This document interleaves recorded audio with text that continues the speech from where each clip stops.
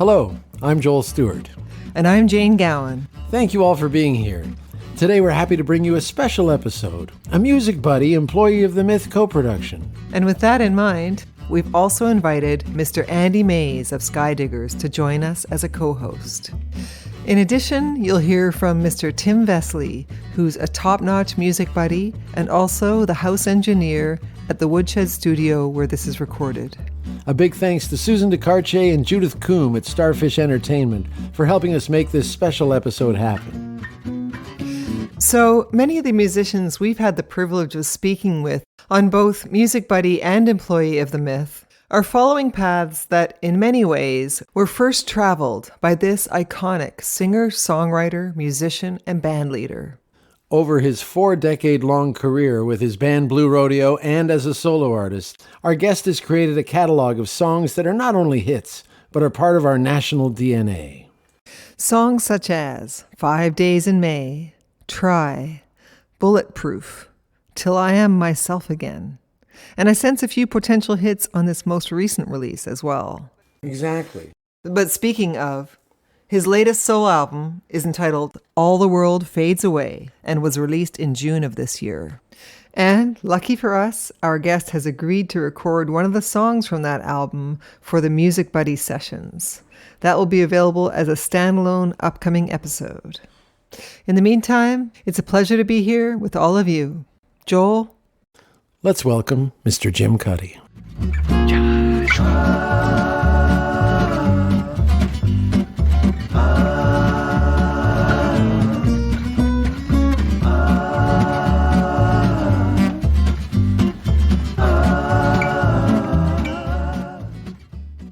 We're up and going there, Tim? Yep. So why don't you start, Mr. Stewart? Okay, well, this is the roll call part, so I'll just say to my right, audience, and your left is the great Andy Maize. Woo!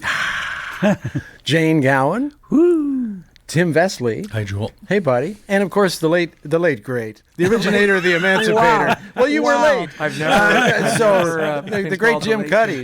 Yes. You were not punctual today. You're known as a punctual Well, to tell guy. you the truth, I was there for quite a while because the garbage truck was in the way. But we worked it out. Okay. Oh, that's good. With strawberries. No, there was no gifts exchanged this time. Well, welcome, Thank you. Jim Cuddy. Thank you very much for being here. And thank you also to your beautiful studio that we've been using for Music Buddy and Employee of the Myth for a couple of years. Well, we built the thing with the Skydiggers in mind, and so glad Absolutely. to see them using it. So, Andy, how many albums have you done here? We have done one, I believe. One. Yeah. Okay. I think we did She Comes Into the Room here. Oh, nice. Yeah. With all the female guests. That's right. And Jim, you've probably recorded several things here. And your most recent album, congratulations. Thank you. All the World Fades Away. Yep. Fantastic. Beautiful, melancholic, personal album. You recorded that here? Recorded it here, but over a long period of time because we started during the pandemic when we were under protocol of so Tim, myself, and Colin Cripps, we formed a safe circle bubble, and then we would have each member come. They'd go upstairs and test, and then we would do drums, and then we do bass, and then we do violin. And so we got it about 2/3 of the way finished, and then we had 8 songs, and then Greg phoned me and said, we should make a Blue Rodeo record. So then we made it. We did the same thing with Blue Rodeo here, but he did his stuff out in Peterborough in another studio, but all under protocol. Yeah. And then finished that record. Then we did a tour of the 30th anniversary for 5 days in July, and then I was able to go back, and we were able to go back and finish it last summer. Nice. And Tim, you always mentioned Tim is your co-producer, Tim with us today. But I think, Tim, sonically, you captured this room in a very beautiful way. Like I think you'd agree, Jim, like just the way the fiddle lives in the mix. It just sounds like this room. It sounds like the wood in this room. It's just very beautiful. I agree. I think that this room has just gradually evolved into this. Tim has been here for quite a while, kind of as the master of the ship. So his stamp is on it. And I've been really happy with all the work we've done. We've done a few albums together, and he's done Blue Rodeo stuff. And It's a kind of a funny room. The Ottawa Valley barn board makes a big difference, right? Because it's so contoured that you don't get any straight reflections. But then there's all the saris on the roof, and been a lot to work out.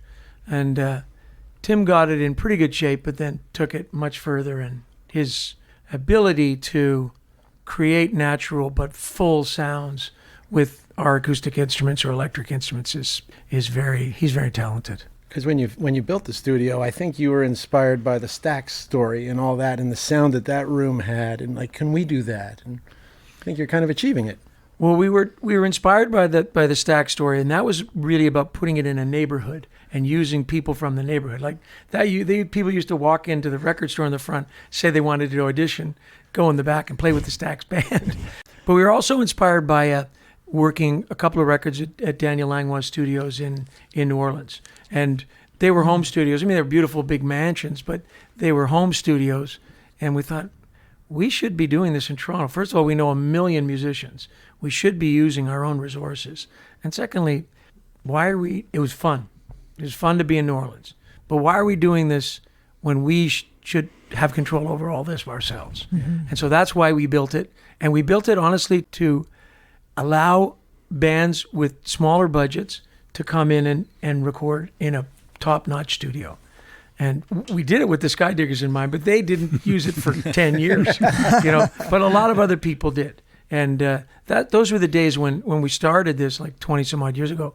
Those were the days when studios were really expensive and people were really always under the gun money-wise. Like, you only get 10 hours or something, and we got to get everything done. Mm-hmm. And so we wanted to have a place where it was comfortable and it was cheaper, but it had all top-notch gear. And the way we did it, without a control room for the recording, is not the way everybody likes to record. I don't know whether Tim would say he would rather have a separate control booth, but for us, we hated being in an isolated room, looking through glass at people talking, probably not talking about what you just played, probably talking about what they're going to want for lunch, and saying, how was that? How was that? Trying to get their attention. Yeah. This way, initially, it's a little more difficult because everybody has to wear headphones. But then everything you can add while you're talking to somebody behind the board. And to us, that's a great advantage. Well, I was going to chime in about the sound of the room.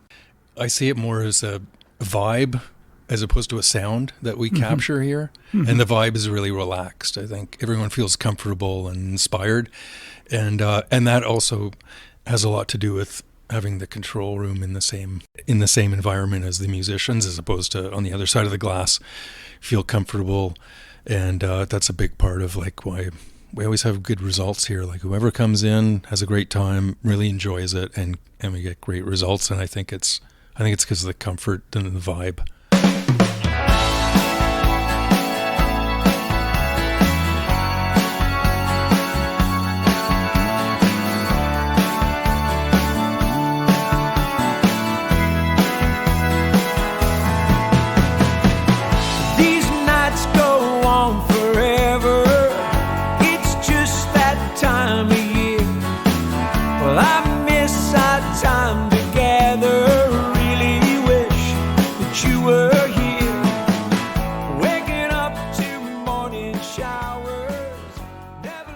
So when Greg comes to you, when you're in the middle of making a solo record and says, I want to make a Blue Rodeo record, how do you decide what songs to...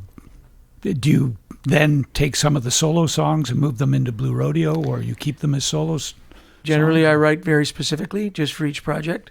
And this time I just stopped writing for my own record. I took one song that I had written for my own record, gave it to Blue Rodeo, and then wrote new songs for the Blue Rodeo record. So I don't ever want to cross over.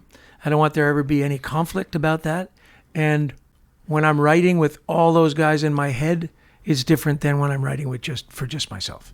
It just is. It's just more personal when I'm writing just for myself. Yeah, I was going to ask about that, because a lot of these songs on this album are quite personal. You write about your wife, you write about the wife of the late John Mann and what they went through. A lot of personal stories. Old lovers show up, your dad. Yeah. He appears. So is it easier to write a more personal record when you're doing it as a solo project? I think that's the way it's evolved, because when I'm sitting, a lot of this record was written, we have a little place up in the country, and just sitting there in what we call the hoser room, but just surrounded by, nature. And it just falling back into my memory. And so I'm not thinking about anybody else but the stories that I'm trying to tell. And I guess when I'm writing for Blue Rodeo, I'm thinking, okay, how does Greg fit into this song? What's Blue Rodeo going to do with this? Where should we have solos? So it's just, I'm writing for a collective or I'm writing for myself. And this one, there does seem to be a little bit of, not urgency, but at least some push towards telling the stories of things that have happened, creating, a fictionalized memoir out of a record. It was really enjoyable. And it was really enjoyable to have the time. Like, generally, I have some deadline that I have to meet. And with this, because the pandemic kept going on and on and on, every day I could just push the boulder a little further up the hill and just gradually shape the story. This is your 6th solo album, is it? 6. I mean, wow. Even when I hear that, I think 6. I can remember very casually thinking, I better make a solo record. This is 98 because Greg's gone off with Pierre Marchand in the Quebec countryside, and I don't know if he's coming back. And so I thought I better try. So that was a very strange way to start. But then it was so enjoyable, That was Chemical. First one I made was Chemical, yeah. Chemical Sound, and it doesn't exist anymore, right? No. How long has it been gone? Years. Oh, a long time. Yeah. Okay. Yeah. And Did Daryl Smith engineer that? Daryl would, but John Wynot. Okay. John Wynot probably right, was more behind right. it. And I think Gavin Daryl just set it up. Gavin Brown was playing drums. Gavin was on the drums, yeah. That was fun. Because that was just after we had been spending a lot of time at Chemical recording. I think you guys were the inspiration, as you have been for so many things. Yeah. Very nice. You were the inspiration to go in there, and it was a great studio. I mean, even Blue Rodeo, like when we had our biggest trouble and were coming back for a record to make Tremolo, we went into Chemical. Because we thought, let's just go somewhere really friendly, and we'll be really nice around each other. Well, and then I remember when the first solo record was coming out, and you went to the Black Sheep Mouton Noir in Wakefield. And I remember going to those shows, your first solo shows, basically. And it was so hot out. Do you remember that? And, of course. Because people were packed in, and between sets, everyone would leave the bar and go out and stand on the edge of the river. I know, it was beautiful. It was. But that was with Jason Collette. You remember that? Yes. He was playing with us. Yes, I do. Mm-hmm. Second sons are the wandering ones, so we were the best of friends. I never felt more like myself than when I stood beside him then. He lived out on the Liscar Ridge, on top of the rocks and sand. Spent his days making ways of bringing water to his land.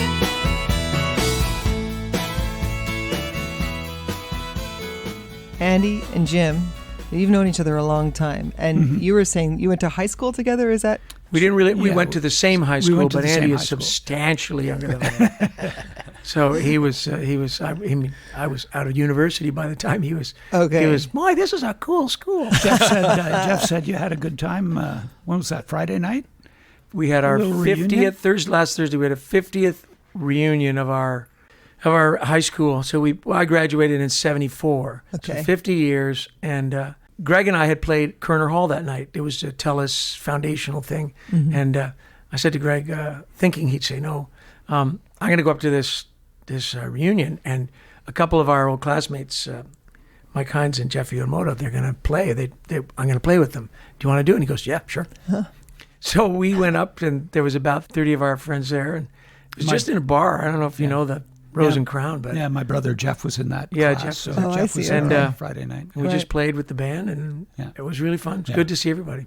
Were there like chicks who wouldn't go out with you in high school, and then you show up and you're like, you know what? It was. There's always a worry that if you come back with some kind of wearing some, mask of success, that people will treat you. But no, there wasn't any of that at all. I mean, people knew the words to the song, so that's great. Unusual for us because we're used to seeing people that come to see us do that, but not old people we went to school with.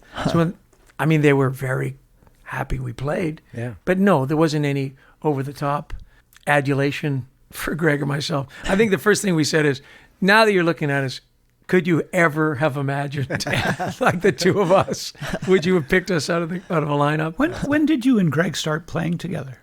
When I went to Queens, and I played a lot of music before that, like I took a year off and played a lot in the mountains. So when I went to Queens, then I really got serious about writing songs.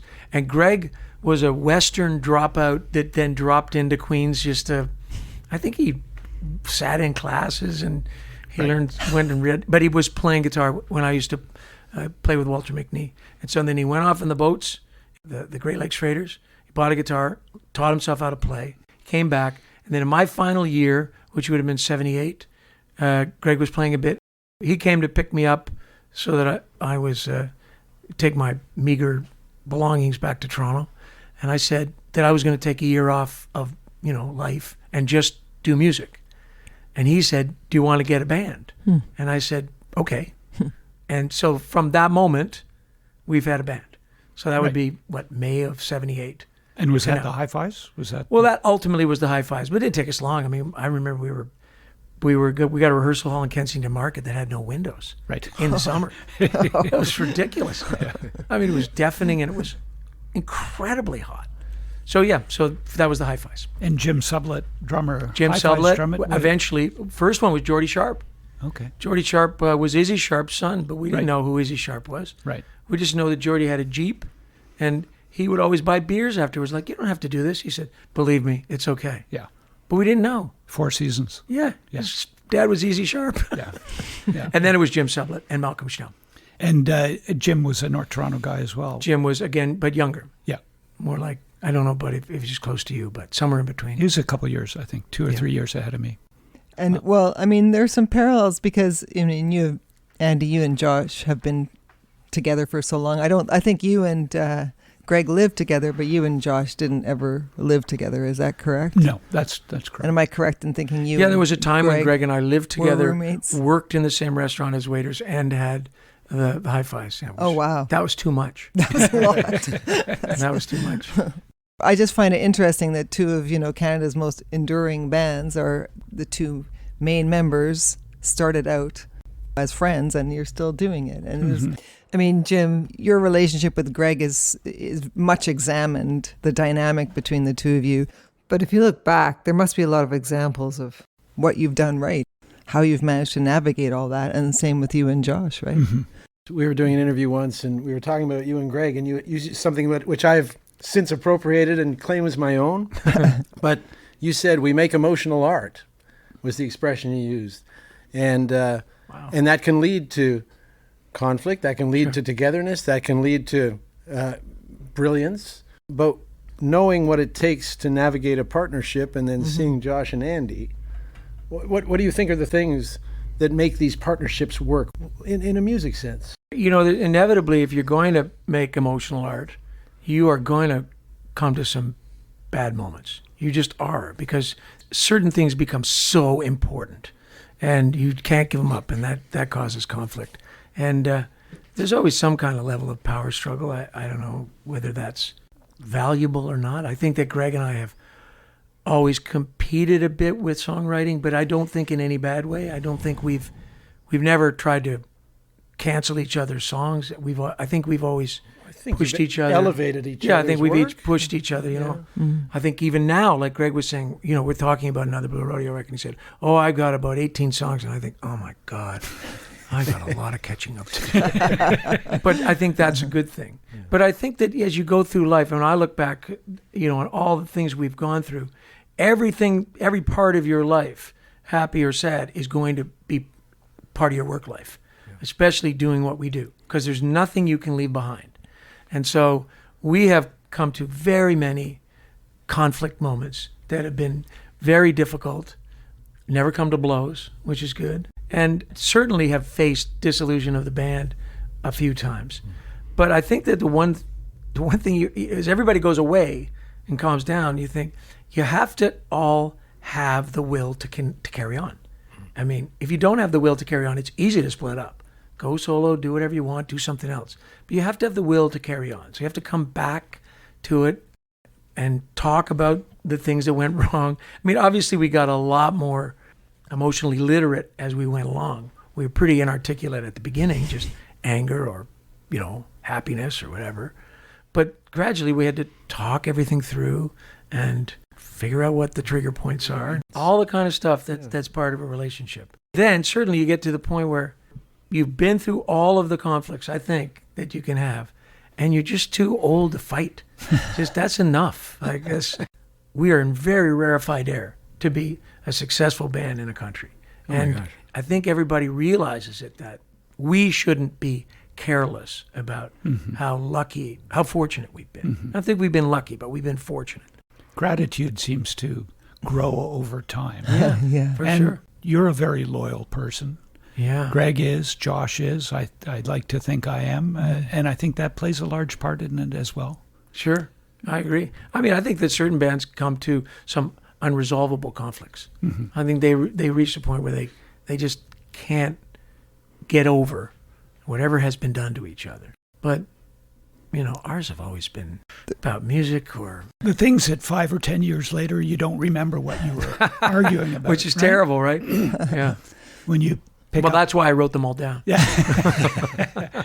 Well, there's that song on your new record, Everyday Angels, that Greg's, he's representing the Greek chorus. Yeah. And it's just got that great, you talk about your shared caustic sense of humor. And in, Andy, you and Josh have you have inside jokes, I guess, that you can only share with each other. And there's a little bit of that in that song. I wrote that song. It was a call and response, and I wanted the call to be a total innocent, somebody waking up to the beauties of the world. And you know how that can be sort of irritating. It's like, oh my God, it's so beautiful. Oh, look at that sunrise. And then I wanted the response to be like, oh, come on, get over yourself.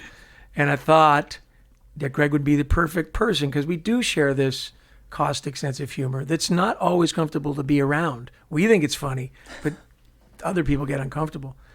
So Greg was very kind to do it, and he added a lot of Beatle touches. He did a beautiful job. And then also for the record release came and sang it. Nice. However, Greg and I have an ongoing argument about, I think it's sarcastic. He doesn't think that the response is sarcastic. So just to prove there's nothing we can't argue about. Nothing. Because I wrote the song, he said, with songs, once they're out there, you have to give up what you think the song's about. I'm like, no, I'm telling you. So yeah, I thought that was kind of brilliant that we even argued about that. But he did a beautiful job, and he's the right voice. Because he actually has a very sweet voice. When he's saying these sarcastic things, like the guy says, I'm waking up, and the background says, it's about time. Yeah, it's about time. I'm wondering, stop wondering why. Could this be true? You know it is. I'm waking up. Oh, well, it's about time. It's such a beautiful sight. Oh, such a beautiful sight. Such a beautiful sight. Oh, I'm waking up.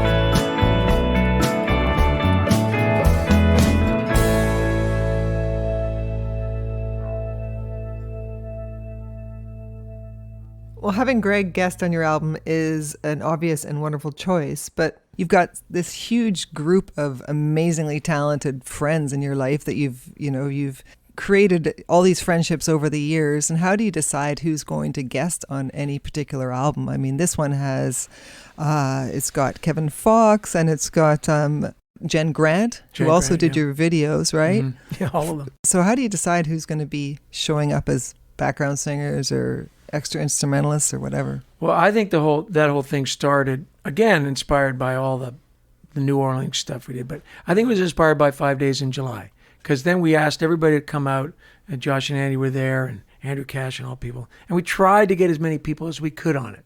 But, one voice goes a long way. So when we added a lot of male voices, we sounded like we were the men of the deep, right? And it was just too much. Yeah. But we always endeavored to work with other people, whether it's live, people bring people up to sing a verse or sing with us. And I think it's just more like random thoughts, I mean, we toured with Jen Grant. I really got to know her music and her her talent and love her. I don't know if you've met Jen Grant, but everybody loves Jen Grant. Nice. She's very lovable. And so I knew I wanted her to sing. And Kevin Fox was brought on by Ann Lindsay. We realize long ago that we have a full palette of talent in Toronto or in surrounding. And anything you want, horns, like when we got the bushwhacked horns together, Kensington Market, Rich Underhill did it.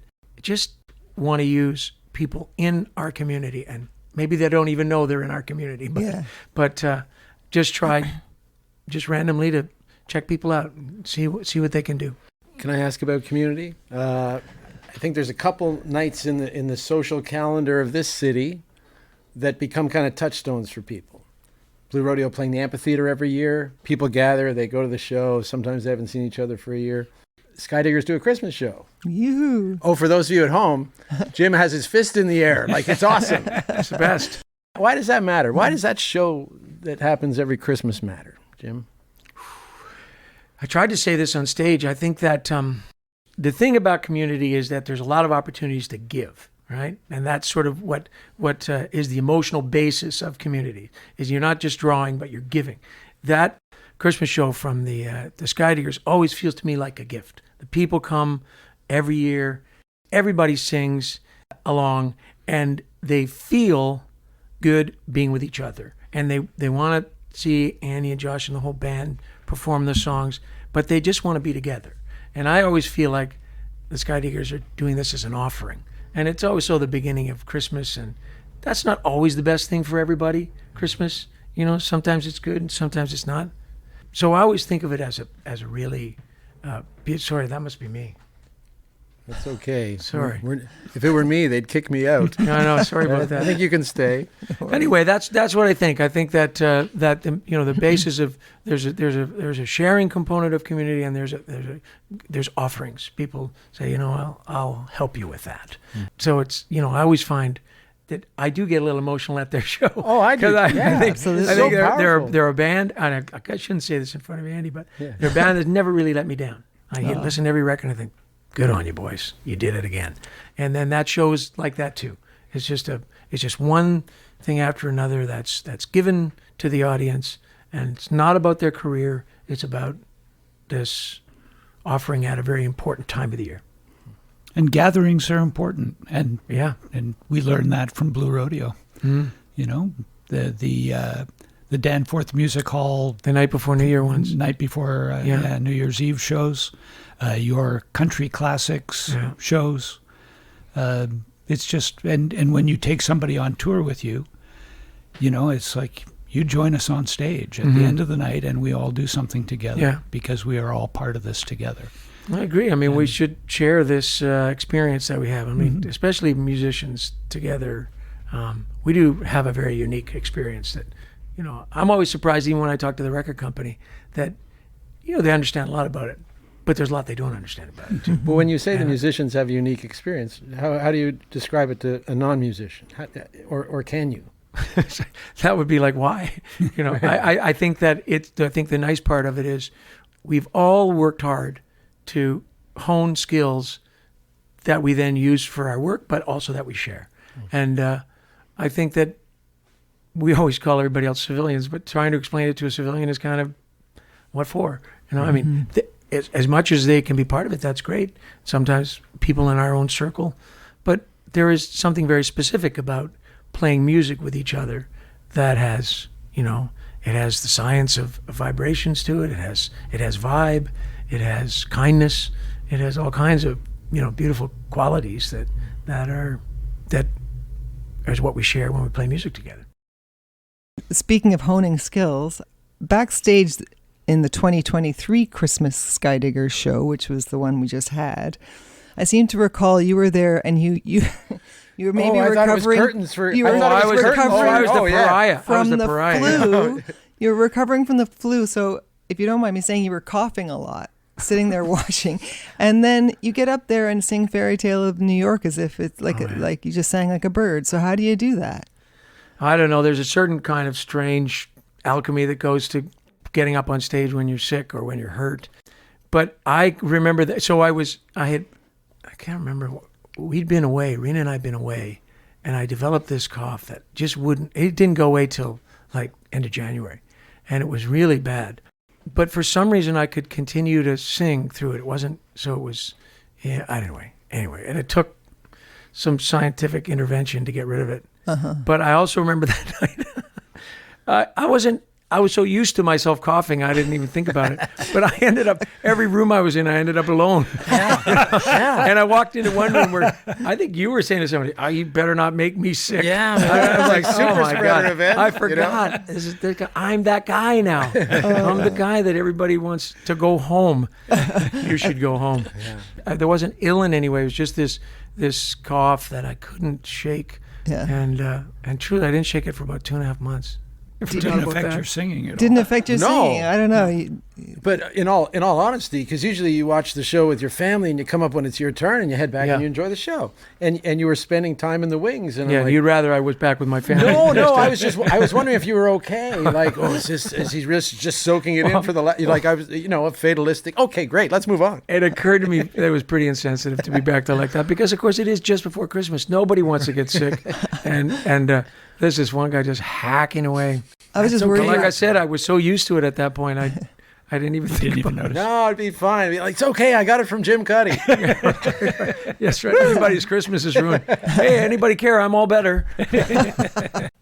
But I mean, Joel, you've got a good story about how revered Jim's voice is. A story from Alan Doyle, I think. What was I think you guys were cutting Call you- Alan's first solo record, Boy on Bridge. Oh yeah. And you guys were cutting vocals here at the Woodshed, and the song was, I think, called Northern Plains. Yes. And I was following Alan making the record kind of little thing, and Alan was like, "Oh, Jim Cuddy just sang on my record. I'm going to call the album my new record. Jim Cuddy sang on my record."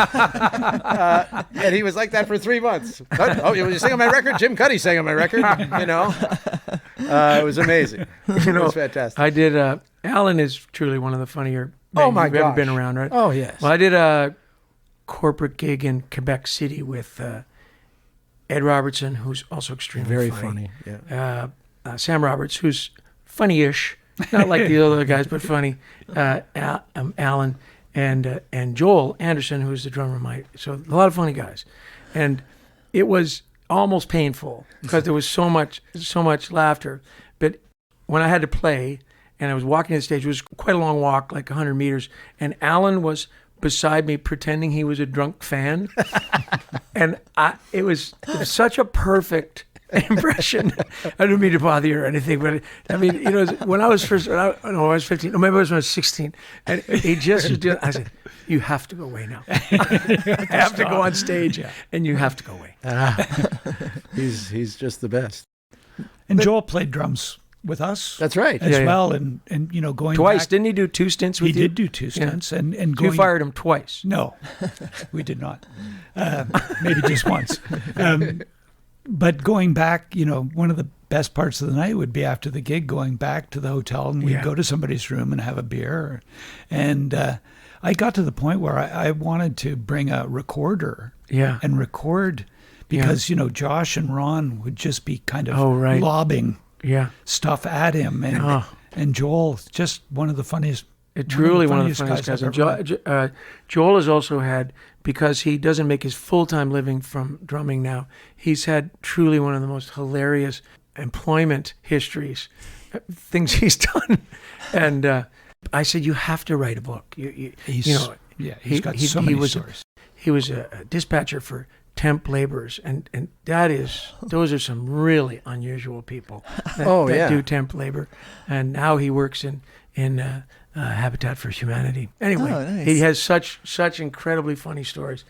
But that keeps you going on the road. He has a great line, which Josh always attributed to him, but I appropriate it and steal it, but play the gig you're playing, not the gig you think you're playing. That's right. What right. great advice in life. Yeah. Right. You know? And he saved my life several times just by being the passenger on a late night drive. I'm driving. Everyone else is sleeping.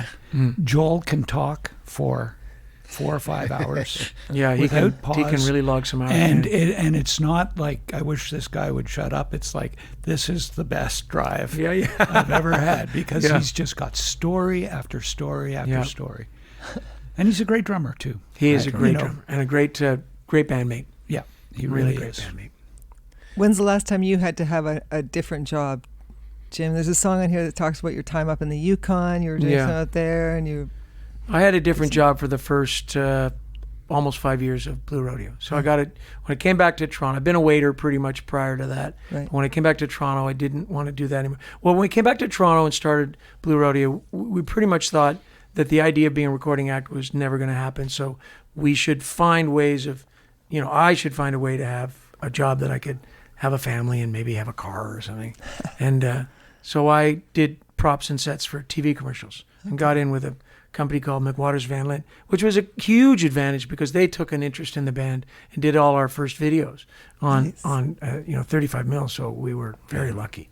But I kept that job right up until the Diamond Mine tour. Really? Because it just didn't. I had trouble getting over the fact that we hadn't been successful for so long, and so I just didn't think it would last. Those are all through Outskirts and all through the Try stuff, and then Diamond Mine, and I just thought, I'll just keep this job. I mean, our first drummer, Cleve, was a postman, so and he would take some leave of absence, and the post office was often on strike, so that he'd have that time. Yeah. But otherwise, we played weekends, and we could play anywhere as long as we could get him back to his box in Etobicoke by 5 a.m. So that was, it's a 4-hour drive, so we have to leave at 1. And he'd get his little outfit on, drop him off, and there we go. So we were all kind of wired like that. And it was hard to give up. I didn't even give up. I didn't stop paying my union dues till 95. Wow. Yeah. So really, I had real trouble getting over it. Did they come after you when you No. lapsed? Yeah. Oh, they were very. It was a great job. Everybody in that association had other things they wanted to do, and they were so supportive. A band among them, everybody would work on the videos for free. That's They were great people. Yeah. Didn't Cleve decide not to play in the band because he didn't want to be always on the road, and he wanted to? Yeah. Yeah. Well, when this opportunity, like by the time we were really fully touring for Diamond Mine, we couldn't have other jobs. It was full time. And as Cleve said, he said, I never said I'd quit my job. And so we got somebody else. But then on the funny side, Cleve Anderson's also a very amusing man. But we, when we travel with Cleve, we could see, I remember when we were in Germany one time and our plane was delayed so long, and it was that when the numbers would go flick flick flick flick flick flick flick, and it would be another hour later, and you could just see his face fall. Like he just wanted to get home. He had at least one child, if not 2 children by then. But anyway, when he did finally retire from the post office, he called us up and he said, "Tell Glenn thanks for filling in." Cleve also now is in 7 or 8 bands. Yeah. He plays all over the place. He's We great. all know. Yeah. So I think he's Lord. happy with his choice. That's Glenn Milton. That's now Glenn been your Milton's drummer been since. he's the forever. new drummer. Yeah. Been in like 25 years. 25 It's like years, Ronnie I Wood could and the say. Stones. He's got his pin, 25-year pin. As I've been listening to your records more, I've suddenly realized I don't really know what your influences are. I know because I've heard you on the Walrus was Paul podcast a few times. So fun, you've huh? talked about the Beatles a lot. So I've also heard you talk recently about Jackson Browne and stuff. So what are your thoughts on him and other influence that might have, in your early days, you kind of gravitated towards for your Well, I think that vocal? the first thing that I really liked in life was the Beatles and all the British invasion. But as I started to play music, I never thought it could be the Beatles. It wasn't a path for me. And it wasn't until I heard Jackson Browne. I've always drawn to acoustic guitar music. Always really like that. But Jackson Browne kind of flicked a switch for me because there was a beautiful melancholy to his songs, to his voice. I liked the lyrical content. And so I got really into that. And then all the things that were derived from that, the West Coast sound. I liked the Eagles. I liked all that stuff. And so I once met Jackson Browne. So he was playing up at Casino Rama. And I don't know how we got there, but I guess we must have known people. So I'm back to see him. You're Jim Cuddy. Yeah, well, maybe. Sometimes. That night. So I had Late for the Sky with me, that was the record for me. That's what pulled me into for a lifelong fan of Jackson Browne. And first of all, when I got there, I was speechless. I was with a friend, and I couldn't really say anything. I didn't realize that would happen to me.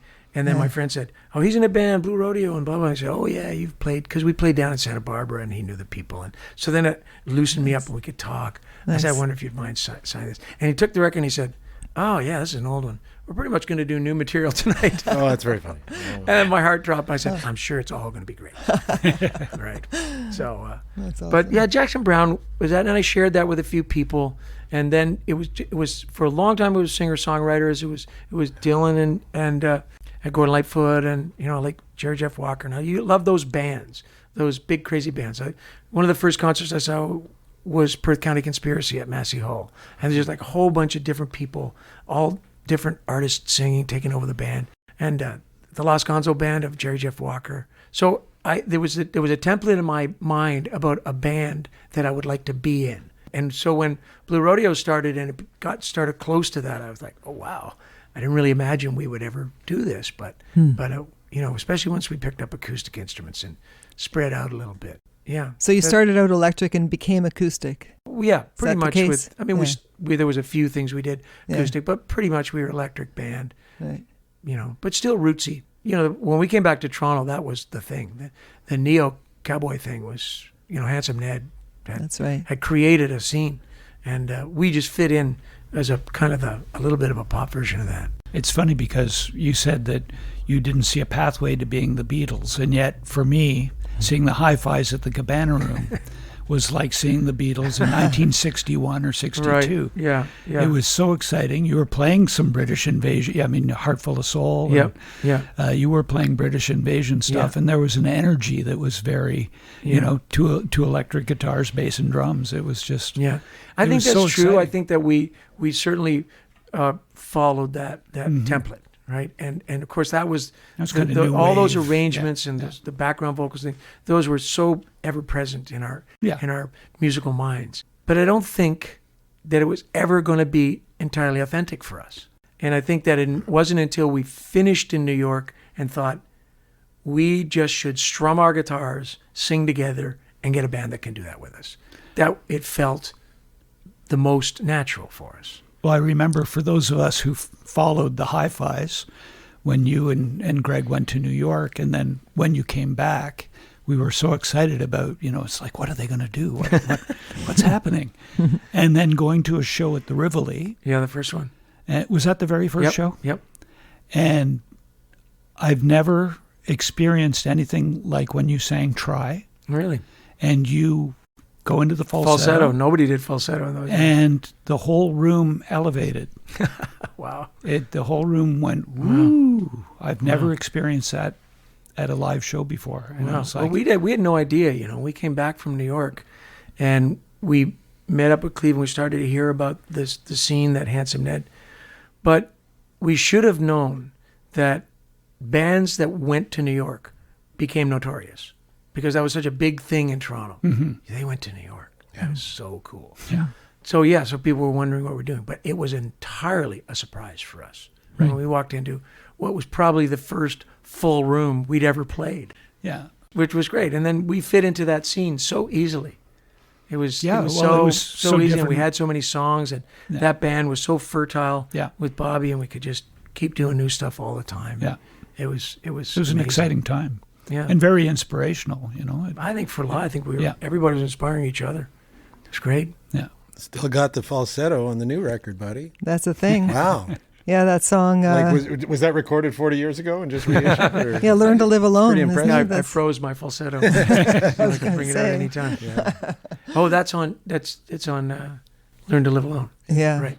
It's funny for me now performing because falsetto actually isn't the hardest part of the vocal range. Once you have it, it's not the one that is the most threatened. But I know when people cheer after I do that and try that they think I can't do that anymore. Yeah. Right. He must need a nap now. Yeah. Yeah. And do you experience that too, Andy? Because you do some falsetto stuff. Well, it comes and goes for me. It's not always there. It's not there every night. So that becomes a bit of I've been through periods of that. It's tough. an adventure. It's It's tough, like, yeah. is it there tonight? And it often just depends on sleep. Yeah. Definitely. You know, you had a song on the Light That Guides You Home record, Will I Be Waiting? which at the time I remember thinking, this is like a great Jackson Browne song. Right. You know, like I just thought melodically. Yeah.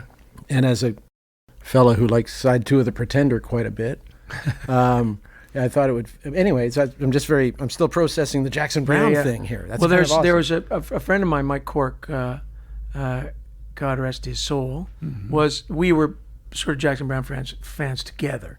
And so he would always bust me on little lines or little things that were from Jackson Browne. Oh, interesting. You know, and inevitably they, you know, I think there was one song. It was your something Jackson, your Jackson Browne cop. Seeing a stranger's face. And I remember he looked at me and went, that's okay. You can keep that one. Yeah.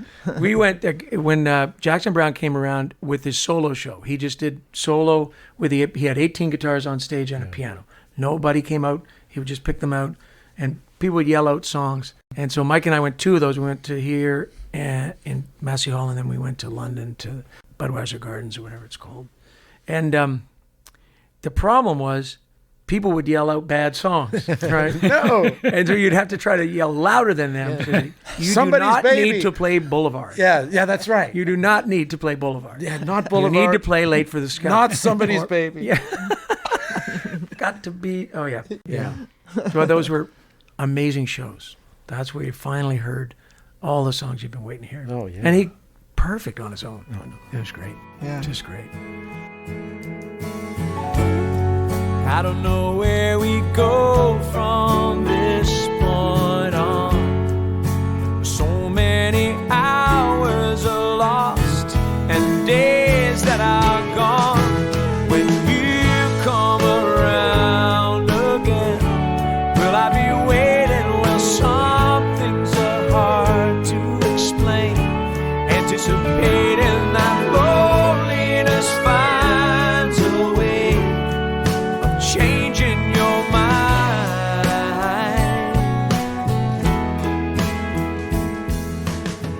Waking up in strange rooms. Now, Skydiggers have been an influence on you too, and there's actually a line that Joel Arizona pointed out Dust. to Arizona me. Dust, yeah. Yeah. Never felt so lonely, so I'm singing a Skydiggers song. Yep. Yeah. I think they should cheer up. Eh? So you guys have obviously shared a lot of stages. You shared, I'm assuming you toured together. Playing this And- week in St. John's as we record this That's today right. on the 30th anniversary of the O.J. Simpson Bronco Chase, June 17, Oh, is that 1994. right? Today is June 30th 17th? Wow. anniversary day. Glad to be with all of you here Wow, today. that was exciting. How did he ever get off that? Yeah. Can you regale us with some of the strangest stories or the most wonderful times that you've shared together, or weirdest? I do remember being on tour. I can't remember whether it was the 91 or 92 tour that we did with you guys, but it was Calgary. Bobby got food poisoning. Oh, that night, right? And at And left Jack the stage. Singer Hall, and you guys had to just kind of cover for the missing soloist, and it was, it slightly out of your comfort zone because you'd been playing a set with Bobby. You take that, and it was really great because It was a great thing because it also was prescient about Bobby leaving the band, because it wasn't long after that Bobby left after Lost Together, so 92. right. Because I think I had to play harp that night. You Didn't did. really know how to do, and piano, which I did know how to do, but hadn't done it. Yeah. And I thought, oh, we can do this. Yeah. Yeah. So it wasn't quite as much of a shock when he left. And we knew we had to get a keyboard player, but at least we knew we could cover it. I mean, I think that some of the greatest parts of the evolution of being a musician is learning how to either cover mistakes or cover, U-turns, or play with other people. You have to learn how to learn somebody's song or fill in, or, we just recently did the Lightfoot tribute. So we learned all these Lightfoot songs That's amazing. with the different singers. And we really knew the songs, but each singer would throw us a bit of a curveball, if they get lost or do something different. And that sort of stuff is really, you really feel like you're honing your chops, being able to improvise or change gears. I saw you watching Alison Russell like a hawk when you guys were playing, because she was really kind of going with it Yeah. at that show. And she was really emotional by the end of that song. Yeah. But she's done so much. Like she did that whole concert in Nashville to try to fight against the anti-pride laws down there. So she's really involved in the horrible stuff that's going on in the United States now. We're so much more sheltered for that. But she was really emotional about that song. And she did a beautiful job. She did. What a big song. It was a great night. Yeah. We should pass more laws prohibiting people from loving each other. I know. It's ridiculous. It boggles the mind. And we should get them young. Yeah, we gotta get them exactly. before they've even thought about it. Yeah. Oh my God. Yeah, It's just pathetic. What's the lesson you take from watching Josh and Andy's relationship? Is there a lesson, or is there anything we should learn from their story? Well, I realize that their relationship is founded on the fact that Josh is the Buddha. Right? Yeah. So that, because I remember Josh came over to my house, and I was so disturbed by Bobby Orr's endorsement of Trump, and I was saying to him, I just can't believe it. Why would Bobby Orr do that? And he went, why do you care? Interesting. Well, you're probably right. Wow. Why do I care? But Josh has always been, I maybe it's behind the scenes he's different, but he's always been the most even-tempered guy. And, you definitely need contrasting and sympathetic, but different characters in a partnership. Yeah. They're never going to be the same. They bring something different to the table. Yeah. And so I think Andy, who's very erratic and volatile. Very much so. Right. And This podcast is a cry for help. so he's lucky that he chose a Buddha as a partner. Yeah. So that when he gets just, Andy, calm down. It'll be fine. We'll go out Why west. do you care? We'll go to Victoria and make a It'll be fine. That's fantastic. I get the impression that, and I think this is the same way with Greg and I, that both of you guide the ship in your band. Yeah. But Yeah, both of you have this idea. You might suggest something to each other. Yeah, I think I initiate more, Yeah. but Josh balances the, idea number 672.3. Right. That's like, Right. let's do this now. And it's like, well, let's. Is there one person in your relationship that's sort of the workhorse, and one that sits back and takes the creative seat? Maybe. Yeah. But maybe not to any degree that is. Right. I think we both participate, but I'm a control freak, and so I like things done in a certain way. Right. Yeah, which I like things done. I know that with our recordings, if you listen back to our recordings, I probably say, okay, come on, let's get going 100 times. Right. Just there's always this pause, doing this. Okay, come on, let's go. But it's embarrassing when you listen back to playbacks and you hear it over and over and over. I would say that part of our relationship does not extend to recordings. Oh. I'd say it's more to live Oh, okay. performances and seeking out live performances and having ideas about where to play and when. Who does the sets? I do. You do. Yeah. Do you show them to Josh before you go on? Occasionally. Occasionally. Yeah. If it's a big show. Oh. Yeah. Other than that, all information is given on a need-to-know basis. Right, apparently so. You look down, you're going to see what you're doing next. But also, when constructing a set, I always like to have a beginning, a middle, and an end. Mm-hmm. And they're usually fairly consistent. So he kind of knows I see. what the first 3 or 4 songs are going to be. And he knows what the last 3 or 4 songs. And then you can move stuff around in the middle. Right. And as you know, after being a band for 35 or 40 years, the catalog is quite extensive. Yeah. But there's a certain number of songs that you have a contract with the audience when you sell them a ticket that you're going to play that song. Yeah. But then there's the other hour of the set that you can do whatever you want. So there's an element to that. Yeah. But recording, it's always been very democratic. Right. There's no. And in our band, sort of the person that has written the song and brings it in kind of guides it. Is that the way? The last record we did, Greg and I were never once in the same room together. Right. Just because of the pandemic, we couldn't, and it worked out fine. But I think the next record we're going to do entirely differently. Yeah. That's what kind of keeps it fresh. That it's there's no one way to do it. As you said, you would have recorded this latest record, solo record, all to a click track. and which is what we did with our last record because it was just Great the two record, of by the us. way. Thank you. Great record, right? Great record. Beautiful yeah. record. It's on. It's in the must play pile at the Yeah. farm. No, it's Nice. just tremendous. The vinyl. Yeah. And I get a lot of who is this? Right. I don't know, but it's good, isn't it? Yeah. If you're through with me, I guess I'll see when I'm standing at your door. I finally got my balance back to where I was before. And I've never been so lonely, so I'm singing a Skydiggers song as I'm in Arizona dust and wishing I was home.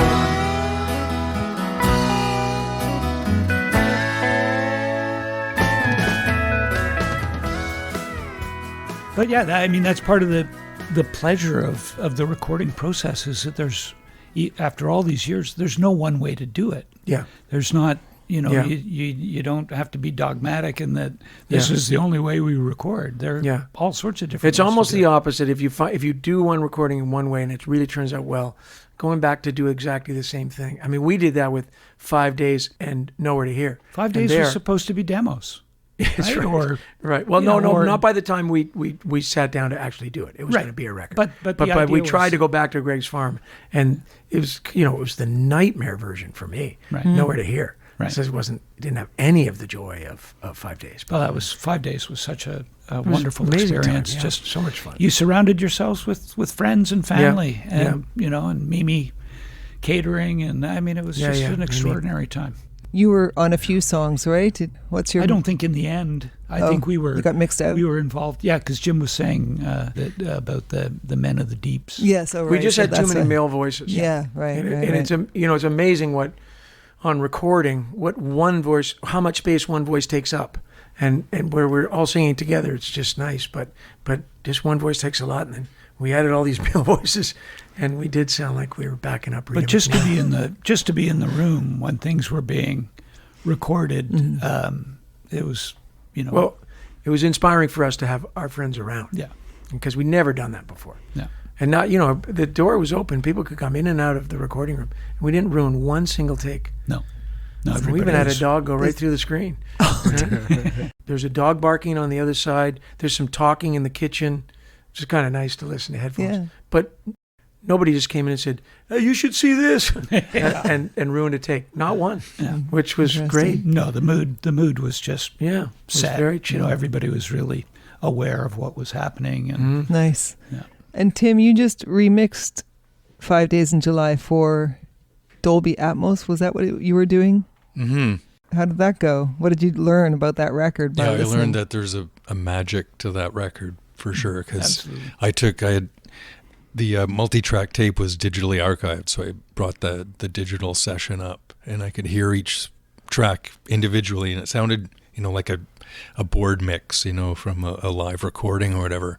And so I'd work on each individual sound a bit, try to get them, the way they were sounding on the record, because I was just trying to reproduce the original mix, but in the Dolby's Did you slip format. Josh and me back in at all? No, they were those need tracks that were neighboring blank. I rights, don't know. They were erased. But and then I started getting the sounds and then bringing them together, and all of a sudden this magic record appears like out of it. Mm-hmm. It was I couldn't go wrong with it. It was really inspiring to hear something so basic and raw. People playing in a room together could blend into this magical record with big hits and everything. It's really amazing. I can remember I think it's the first mix I heard, which is a song called Nowhere to Hear, which is all this nice guitar playing. And we listened outside. The truck was outside, remember? And I went outside and he played it in the air, and I thought, oh my God, this is way different than I thought we were. I understood then that record was going to be a lot more than we intended it to be. That's amazing. Because you sounded so beautiful. Yeah. How many Canadian kids were conceived to that record? Let's hope a lot. Yeah. Let's hope a lot. Because they'll all be roots music kids. That's right. Well, I know it's true. You'd never do the same thing to me. were meant to make you cry. And though I know I shouldn't call, it just reminds us of the cost of everything we've lost, that time in that soul. And maybe soon there'll come a day when no more tears will fall. We each forgive a little bit, and we both look back on it. It's just that time in that soul.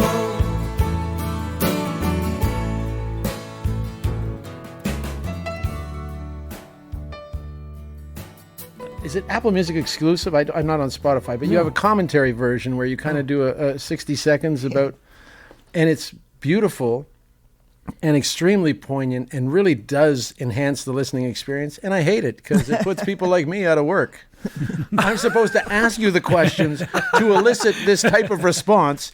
You just don't do it, Jim. Anyway, great record. Congratulations. Jane, what were you saying? No, I love the commentary too. I thought it just, it gives you perspective, and it's your voice, and it's beautiful. These songs are stories that mean a lot to you. So how did it come to point counterpoint? That's great. How did it come to be that you decided to do the commentary? I remember talking to the record company at the beginning. I said, this record is a lot about the stories of the songs. And when I go out on tour, I'm going to be telling these stories. And so that would be a good way to get it out there. So frankly, I don't actually remember doing all the commentary, but I've done a lot of stuff. And so I don't actually remember that, but I have tried to attach some level of explanation about the songs to the record. So even though Greg might think I'm wrong on one song or another, I've tried to at least give the background of the song. Well, there's that song Torn that's about, this is what I take away, despite the fact you might not like what you see going on in the world sometimes, none of us do sometimes, but you're still dedicated to life and you love your life, and that's what I get from you and listening to you and meeting you, and that's what I also get from you, Andy, that you're both you've got these constitutions that are strong, but you've also got this love of life. And is that one of your secrets to longevity and continuing to make beautiful music? I would say that it certainly occurred to me when I was writing this record that I wanted to have a couple of songs that were big endorsements of life. And there's a line in Torn about, I think it's cold as ice.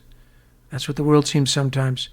Anyway, it's about things changing, and you don't have anything to hang on to. And I wrote that with Greg in mind, because Greg really is a man of the 70s. If the world had stopped in 1974 or 75, when the Montreal Canadiens were winning all the cups, and he could go back and live in Montreal and be that kid in TMR, Greg is not anti-evolution, but almost. And so it was one of those things where I thought, even though I might view the world in some areas with jaundiced eye, I am 100% for life. I think we're just lucky to have all this beauty around us. And I know things are tough for a lot of people. And I have a very charmed life by being a musician and having healthy kids and a good relationship. Mm-hmm. But still, there's a lot to love in life. And so I wanted to put that in a couple of times. Whether that is part of longevity or not, I don't know. I think it's certainly the way that I view life and the way I wake up. And it's not like I'm not bowled over by the same things that everybody else is bowled over by. I can only handle so much Trump news now, but without it just spreading like ink on a floor, or ink on a blotter, into everything. Yeah. So, but I do think that I can also just fall back into reverie for the beauty of life. Mm-hmm. Andy? I fell in love with rock and roll. And Jim and Greg are a big part of why. And I just, as one ages, you do, I think, look on things with a greater sense, certainly I do, with a greater sense of gratitude. And I'm grateful that I fell in love with rock and roll, and that, you know, my ambition was to play in a band and to play at the Cabana Room. And then once you played at the Cabana Room, the ambition was to play at the Horseshoe, and et cetera, et cetera. And it was exciting. It was community. And to think that this community still exists today, and that, you know, Cowboy Junkies, Bare Naked Ladies, obviously Blue Rodeo, the Guys in the Hip, all these acts that we were part of starting out with, many of them are still going to this day. And I think that there was something very magical about that time. Sure. That Blue Rodeo definitely were at the vanguard of creating a national movement of roots music, or whatever you want to call it, that really captured people's imaginations in the late 80s, early 90s, and continues to this day. This is episode 18 of this podcast, and the first time that the word vanguard has been employed. Nice. Boy, Andy. Yes. Yes. Boy. Yes. Cold as ice. That's how the world seems sometimes. Changes come no matter what you do. Leaves you nothing you can hold on to. Close your eyes. Fall back to the world inside you. You don't like all the things you see. You're just one step from where you wanna be. Torn. Oh, I'm not torn. I know the road is long. I'm not torn. I'm not torn. I know the road is long. Yes, it goes on and on. I know the road is long, and I'm not torn.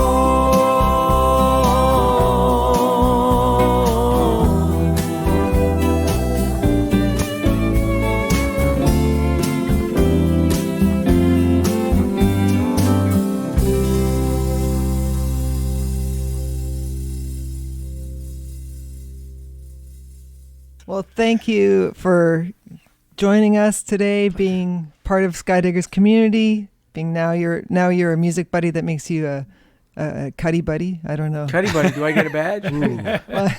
What's Yes, the you do. swag bag of this like? Yeah. There Do I will get a tote bag? I mean, there will be a wait minute. shirt. There will be a shirt.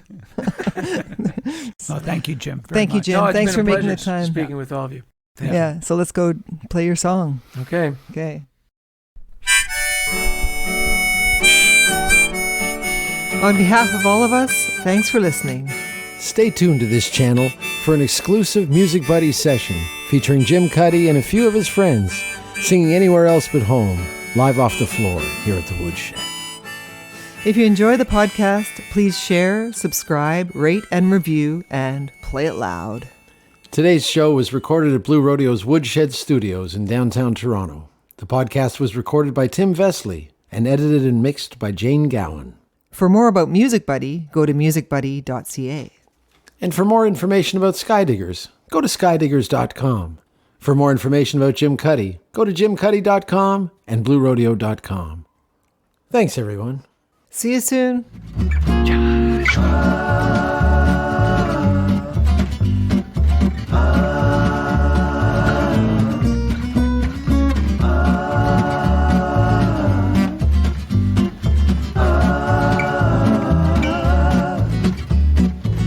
Don't look to me for the answer. I don't know nothing anymore.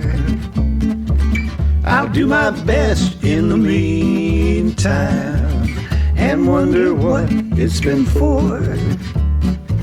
Je t'aime toujours, mon amour. Je t'aime toujours, mon amour.